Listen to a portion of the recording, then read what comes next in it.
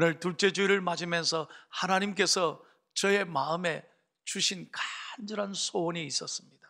꿈이 있었습니다. 그것은 새해는 우리 교회가 하나님의 놀라운 은혜로 하나님이 마음껏 역사하시는 교회가 되기를 간절히 소원합니다. 하나님이 마음껏 역사하시는 교회. 새해를 시작하면서 저는 우리 하나님께서 우리 교회에 놀랍게 역사하시고 우리 교회를 통하여 큰 영광을 받으실 줄로 믿습니다. 왜냐하면 하나님은 살아계시고 우리의 기도에 응답하시는 하나님이시기 때문입니다. 히브리서 11장 6절입니다. 믿음이 없이는 하나님을 기쁘시게 하지 못하나니 하나님께 나아가는 자는 반드시 그가 계신 것과 또한 그가 자기를 찾는 자들에게 상 주시는 이심을 믿어야 할지니라. 그렇습니다. 우리 하나님은 살아계신 하나님, 우리와 함께 하시는 하나님이시고 하나님은 그를 간절히 찾는 자에게 상 주시는, 응답하시는 하나님이시라는 사실입니다. 그러므로 저는 구체적으로 어떻게 하는 사람에게 하나님이 역사하실까? 하나님은 어떻게 믿음으로 살아가는 사람에게 하나님은 놀라운 기적을 베푸실까? 묵상하면서 오늘 본문 말씀을 통해서 놀라운 하나님의 음성을 세 가지 들었습니다. 첫째로, 올바르게 깨달을 때 하나님이 역사하신다는 사실입니다. 깨닫는 것이 참으로 중요합니다. 시편 49편 20절에 보면 이렇게 말씀합니다. 존귀하나 깨닫지 못하는 사람은 멸망하는 짐승 같도다. 무슨 말입니까? 사람이 아무리 공부해도, 아무리 지식 수준이 높다 할지라도, 좋은 대학에 박사학위를 가질지라도 깨닫지 못하면 멸망하는 짐승과 같다는 것입니다. 사람으로 태어났다고 해서 저절로 사람이 되는 것이 아닙니다. 철이 나야 되는 것입니다. 철이 들어야 그때서야 사람 노릇을 하는 것입니다. 사람이 철이 난다는 것은 깨달음이 있다는 것입니다. 저는 어떤 분의 눈물 섞인 간증을 잊을 수가 없습니다. 젊었을 때는 하나님 없이 살았습니다. 그저 세상 재미로 마음대로 평생을 술을 즐기며 살았습니다. 그러다가 덜컥 병에 걸리게 되었습니다. 그때 하나님을 만났습니다. 그리고 예수님을 영접하고 난 다음에 그분이 울면서 이런 이야기를 하셨습니다. 목사님, 10년 전에만 내가 예수님을 믿었더라면 이렇게 되지는 않았을 텐데. 후회하시더라고요. 그렇습니다. 만약에 죽을 병에 걸리지 않았다면, 고통이 오지 않았다면 이분은 깨닫지 못했을 것입니다. 예수님을 만나지 못했을 것입니다. 깨달음이 얼마나 중요한지 모릅니다. 사람은 깨달은 것만큼 성숙하게 되는 것입니다. 그러면 여러분, 깨달음은 언제 옵니까? 깨달음은 고난을 통해서 오는 것입니다. 시편 119편 67절을 우리 다 함께 읽겠습니다. 시작. 고난 당하기 전에는 내가 그릇 행하였더니 이제는 주의 말씀을 지키나이다. 그렇습니다. 사람이 고난 당할 때 그때서 깨달음을 얻습니다. 이래 살아서는 안 되겠구나. 그때서 하나님 앞에 두 손 듭니다. 그러므로 우리가 고난이 얼마나 유익하고 얼마나 감사한지 모릅니다. 71절에는 이렇게 말씀합니다. 고난 당한 것이 내게 유익이라 이로 말미암아 내가 주의 율례들을 배우게 되었나이다. 고난 당하기 전에는요, 다 내가 잘해서 그런 줄로 착각합니다. 그러나 고난을 통해서 우리는 하나님 앞에 고백합니다. Not I, but Christ. 내가 아무것도 아니라는 거예요. 그때서 진정으로 하나님 앞에 두 손 들고 하나님 앞에 깨달음을 통해서 주님을 찾게 됩니다. 이 깨달음이 얼마나 중요한지 모릅니다. 우리는 현재 코로나19를 겪으면서 엄청난 고통과 아픔을 겪고 있습니다. 너무나 힘든 시간을 보내고 있습니다. 이 가운데 우리가 철저하게 깨닫게 되는 것은 우리 인류가 아무것도 아니라는 거예요. 사람이야, 아무것도 아닙니다. 그러나 우리는 분명히 확신합니다. 이 또한 지나가리라. 반드시 하나님께서 이기게 해 주시리라. 왜냐하면 우리 하나님은 끝까지 우리를 사랑하시고 우리와 함께 하시고 반드시 우리를 선하게 인도하시는 하나님이시기 때문입니다. 하나님의 생각은 여러분 우리에게 저주와 고통과 죽음이 아닙니다. 형벌이 아닙니다. 하나님은 그의 자녀들이 잘못되는 것을 원하지 않으십니다. 하나님의 생각은 언제나 평안이에요. 생명인 줄로 믿습니다. 그러면서 우리는 늘 하나님의 좋은 생각이 있음을 깨닫고, 여러분 이 코로나19에도 우리는 하나님의 음성을 듣고 영적인 분별을 가지고 잘 인내하고 견디며 끝까지 하나님 앞에 믿음으로 살아가는 저와 여러분이 될 수 있기를 축복합니다. 설교를 준비하면서 이분의 글을 읽고 참 감동을 받았습니다. 맷 제이콥슨이라는 분인데요, 여러분에게 소개하겠습니다. 이 짧은 문장이지만 큰 교훈이 있습니다. 이런 이야기입니다. 우리는 우리의 문제를 너무 크게 믿고 하나님의 능력의 위대함을 너무 적게 믿습니다. 다시 한번요. 우리는 우리의 문제를 너무 크게 믿고 하나님의 능력의 위대함을 너무 적게 믿습니다. 우리는 어려우면 그 어려움을 너무 많이 생각합니다. 자나깨나 그 문제 속에 헤어나오지 못합니다. 그러니 그 문제가 커질 수밖에 없어요. 그럴 때 상대적으로 우리는 너무나 위대하신 하나님, 능력의 하나님을 잊어버리고 산다는 것입니다. 문제가 상황이 커짐에 따라서 문제에 대해 역사하시는 하나님을 우리는 까마득하게 잊어버릴 때가 많다는 것입니다. We believe too much in the beginnings of our problems and too little the greatness of the power of God. 하나님의 능력의 위대함을 상실하고 살아가고 있다는 것입니다. 저는 지난주 새벽 기도를 통해서 다니엘을 묵상했습니다. 얼마나 제 자신이 도전을 받았는지 모릅니다. 다니엘은 이방 땅에서 태어났습니다. 그러나 그곳에서 성공을 이루었습니다. 그리고 마침내 총리가 되었습니다. 적들이 생기기 시작합니다. 자신을 시기하고 질투한 사람들이 사자굴을 함정에 빠뜨릴 걸 준비해 놓고 다니엘을 위기로 몰아넣었습니다. 30일 동안 절하는 사람에게, 왕이 아는 다른 사람에게 절하는 사람에게 무조건 사자굴에 쳐넣자. 다니엘은 자신을 죽이려고 하는 적들의 괴략을 잘 알았습니다. 그럼에도 불구하고 다니엘은 전에 행하는 대로, 다니엘서 6장 10절입니다. 전에 행하던 대로 하나님 앞에 하루에 3번씩 감사하며 기도했습니다. 마침내 다니엘의 이 사실이 알려지고 다니엘은 사자굴에 빠지게 됩니다. 그러나 놀랍게도 하나님은 그 사자굴에 이미 계셨습니다.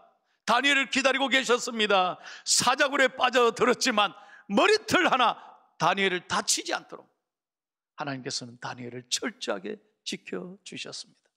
할렐루야. 뿐만 아니라 다니엘을 높이 들어서 위대한 승리를 주셨습니다. 축복해 주신 것입니다.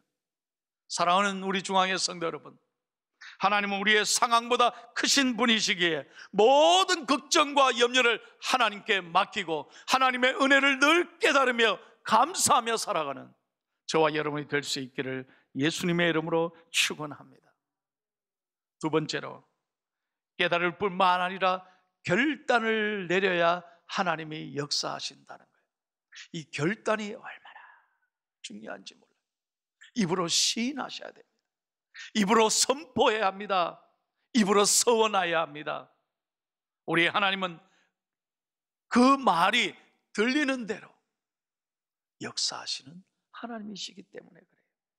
잠언 16장 1절에도 분명하게 말씀합니다. 사람이 아무리 마음으로 격려해도 말은 응답하시는 분은, 말하는 대로 응답하시는 분은 하나님이시라. 믿음으로 하나님 앞에 고백하는 것이 얼마나 중요한지 모릅니다. 새해에는 우리 모든 성도들이 절망을 이야기하지 말고, 불평하고 원망하지 말고, 믿음의 선한 말로 결단하고 선포할 수 있기를 축복합니다.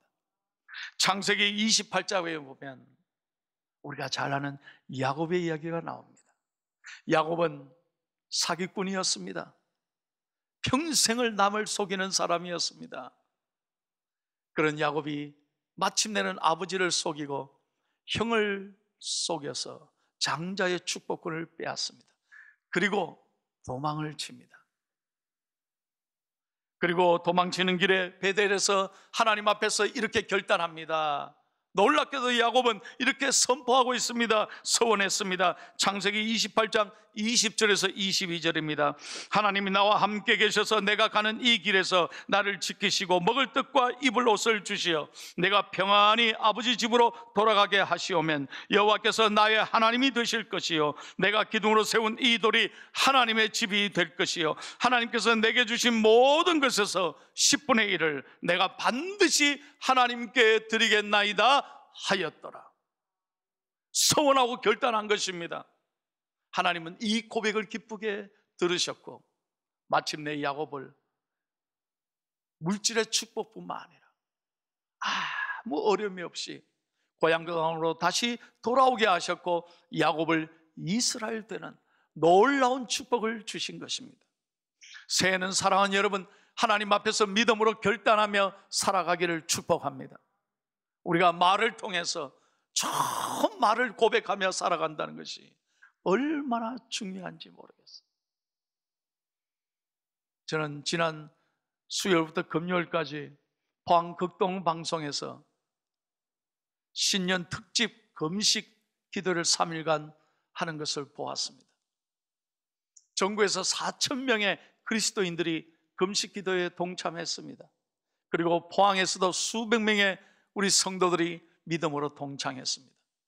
마지막 금요일 아침 7시부터 8시까지 생방송으로 금식 기도회를 했는데 제가 그 자리에 참여해서 함께 기도회를 인도했습니다. 그 가운데 정말 저는 하나님 앞에 방송국에 들어가면서부터 은혜를 받았습니다. 하나님 저에게 은혜를 주시고 큰 깨달음을 주시고 저는 눈물이 나도록 하나님 앞에 주체할 수 없는 감동을 받았어요. 많은 성도들이 실시간 댓글로 참여하면서 하나님 앞에 아멘, 아멘 부르시며 기도에 동참했습니다. 그 가운데요, 생방송으로 놀라운 분을 한 분 만나게 됐습니다. 작년 7월 달에 우리 포항 극동방송이 전도를 시작했습니다. 그 가운데 200명의 우리 성도들이 단 한 번도 예수님을 알지 못하는 사람 220명을 방송으로 초대했어요. 그리고 전도했습니다. 놀랍게도 그 가운데 150명이 그 자리에서 예수님을 영접했습니다. 놀랍잖아요. 그 가운데 한 분이 이순찬이라고 하는 할머니가 그 방송을 통해서 예수님을 만났고 영접을 했어요. 그리고 교회 다니지 3개월밖에 안 되는데 이번에 금식 기도에 동참을 했습니다. 저는 큰 은혜를 받았습니다. 여러분 생각해 보세요. 우리는 수십 년 하나님 앞에 아미 어릴 때부터 어머니 뱃속에서부터 믿음으로 자라서 이렇게 큰 축복을 누렸는데 우리가 깨어 기도하지 못할 때가 얼마나 많습니다. 그런데 이분은 예수 믿은 지 3개월밖에 안 됐어요. 그런데도 이번 금식 기도에 참여했습니다. 이분이 이렇게 간증하시더라고요. 목사님, 놀라운 것은 제가 어떤 분의 전도를 받아서 오늘 방송국에 이렇게 연결이 돼서 예수님을 영접했는데, 그때 하루도 내 잠을 잘 수가 없었다는 거예요. 불면증과 우울증에 시달려서 하루도 편안할 날이 없었대요. 한마디로 늘 지옥 같은 삶을 살았다는 거예요. 그런데 예수님을 영접한 다음에 놀랍게 또 하나님이 평안을 주셨다는 거예요. 예수님을 영접하고 난 다음에 세상에 줄 수 없는 기쁨을 누렸다는 거예요. 그리고 잠을 잘 잔다는 거예요. 너무나 하나님 은혜에 감사해서 내게 주신 은혜를 무엇으로 보답할까 생각하면서, 내가 금식 기도라도 해야 되겠다, 그렇게 결단하고 참여했다는 거예요. 저는 제 자신이 부끄러웠습니다. 얼마나 은혜 받았는지 몰라요. 사랑하는 성도 여러분, 하나님께서는 결단하고 믿음으로 선포하는 사람을 기뻐하시고 반드시 복을 주실 줄로 믿습니다. 오늘 꼭 기억하십시오. 결단할 때 하나님이 역사하신다는 사실입니다. 마지막 세 번째입니다. 한번 다 같이 크게 한번 읽겠습니다. 세 번째, 어떻게 할 때 하나님이 역사하실까요? 시작. 서로 믿음으로 기도할 때 하나님이 역사하십니다.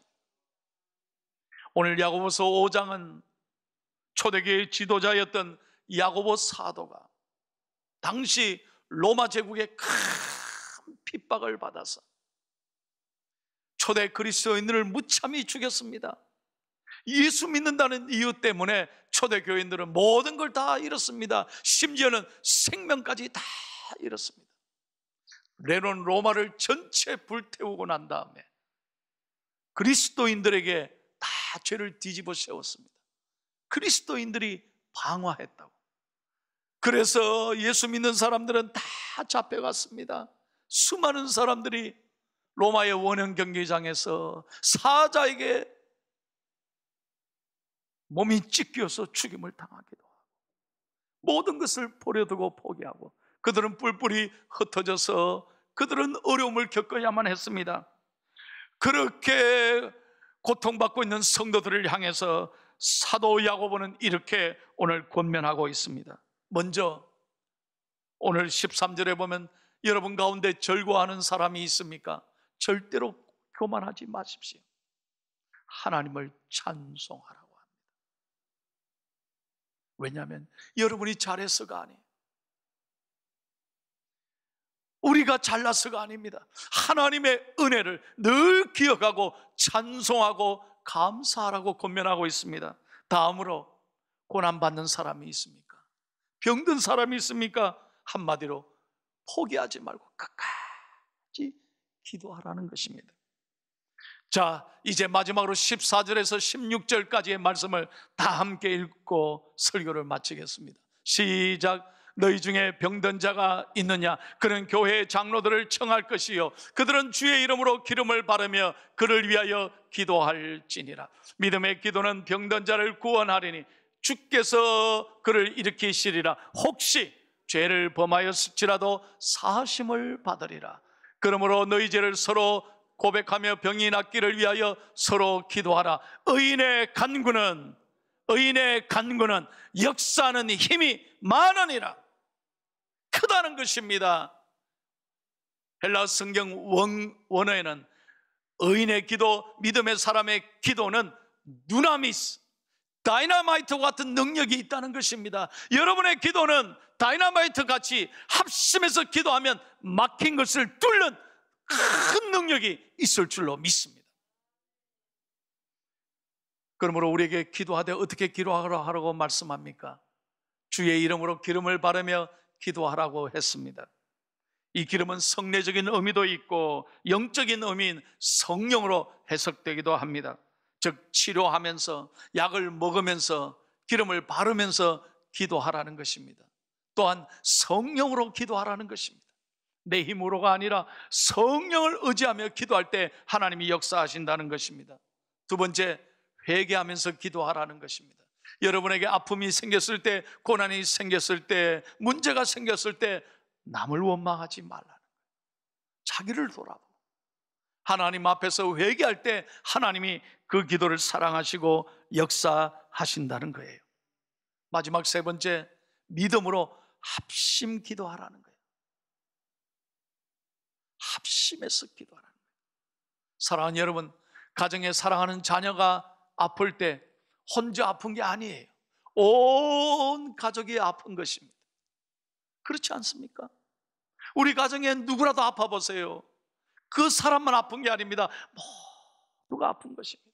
자녀들이 아프면 부모님들이 통곡하며 이렇게 말하지 않습니까? 차라리 하나님 내가 아팠으면, 차라리 내가 아플 걸. 그것이 부모의 마음입니다. 한 사람의 문제가 아닙니다. 가정 공동체 전체의 문제가 되는 것입니다. 교회도 마찬가지입니다. 이런 마음으로 합심해서 기도해야 합니다. 건강한 교회, 좋은 교회는 어떤 교회입니까? 하나님이 역사하는 교회는 한 사람이 아플 때, 한 성도가 아플 때 온 교회 공동체가, 구역 식구들이 같은 마음으로 서로의 짐을 나누며 함께 기도할 때 하나님이 역사하신다는 거예요. 교회가 바로 그런 교회가 될 때 하나님이 사랑하시는 거예요. 저는 오늘 말씀을 묵상하면서 우리 포항중앙교회가 얼마나 감사하고 자랑스러운지 모릅니다. 제가 목회하면서 우리 성도님들에게 큰 감동을 받습니다. 우리 구역 식구들을 보면, 구역 식구들이 아프면 구역 지도자들이 다 눈물로 기도합니다. 마치 내가 아픈 것처럼 돌보고 기도하는 거예요. 성도가 아플 때 그때부터 구역 지도자들이 교회 나와 함께 새벽 기도에 동참합니다. 그리고 기도실마다 기도하는 사람들이 얼마나 많은지 몰라요. 뿐만 아닙니다. 서로 음식을 정성스럽게 만들어서 그저 이름도 없이 빛도 없이 섬기고 있습니다. 물질로 돕고 있습니다.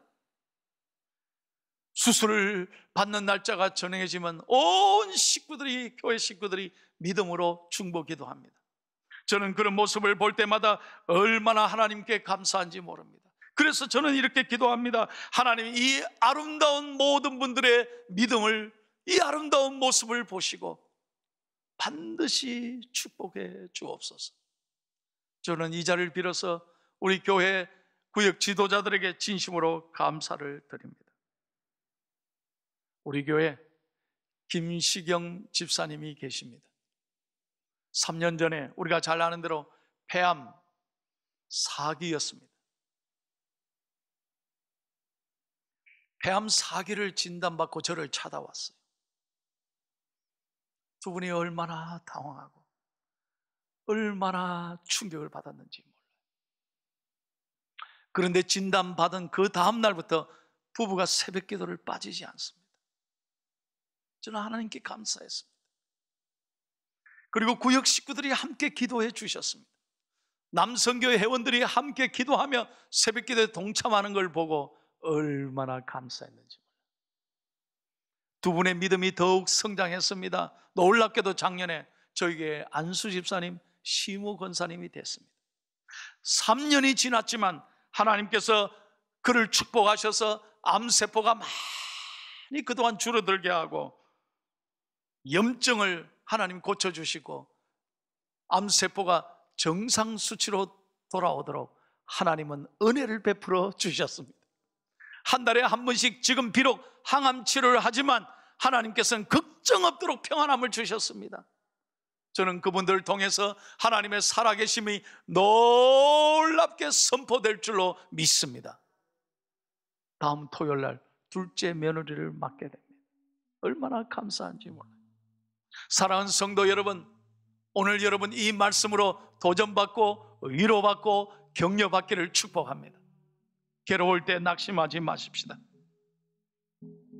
어떤 어려움에도 끝까지 주님을 바라보십시다. 주님은 반드시 우리의 눈을 만드신 하나님께서는 우리를 바라보고 계시고, 우리의 귀를 만드신 하나님께서는 우리의 작은 신음소리까지 귀 기울여 들으시고, 우리의 입을 만드신 하나님께서는 말씀으로 응답하시는 줄로 믿습니다. 2021년 새해는 우리 교회를 하나님이 축복하셔서 하나님이 마음껏 역사하시는 아름다운 포항중앙교회가 될 줄로 저는 분명히 믿습니다. 하나님께서는 우리 교회를 그렇게 사랑하실 것입니다. 우리 교회를 그렇게 이끌어 가실 것입니다. 어렵고 힘들 때지만 사랑하는 성도 여러분, 끝까지 인내하고 끝까지 하나님 붙잡고 끝까지 기도함으로 여러분의 가정의 마음의 소원이 성취되고 기적이 상식이 되는 축복의 한 해 될 수 있기를 예수님의 이름으로 축원합니다.